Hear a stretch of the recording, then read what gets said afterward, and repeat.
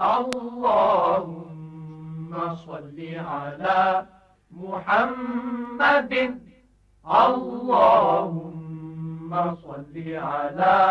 محمد وعلى آلہ وصحبہ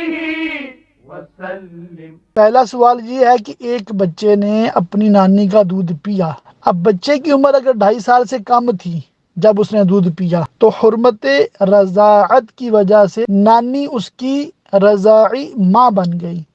اس نانی کی جو اولاد وہ اس کے بہن بھائیوں کی طرح بن گئی حرمت رضاعت کی وجہ سے، اور ان بہن بھائیوں کی اولاد سے اس کا نکاح نہیں ہو سکتا، بالکل نہیں ہو سکتا۔ ہاں، اس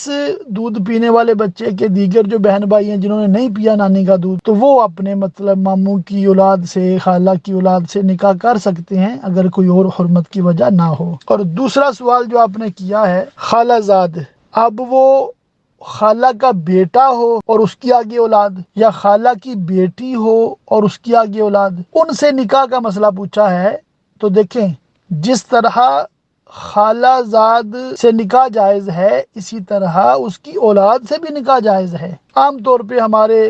مطلب بول چال میں اس طرح کہہ دیا جاتا ہے کہ یہ میری مطلب خالہ زاد بہن، یہ میری بہن ہے، اور اس کی اولاد کو مطلب بھانجا بھانجی یوں تصور کیا جاتا ہے، اور وہ بھی جب پکارتے ہیں تو ماموں کہہ کے پکارتے ہیں، وہ احتراماً ہے، مگر شرعاً چونکہ نکاح جائز ہے تو جس طرح خالہ کی بیٹی سے نکاح جائز ہے اسی طرح اس کی بیٹی سے بھی نکاح جائز ہے، اس میں کوئی حرج نہیں ہے۔ واللہ تعالی اعلم بالصواب۔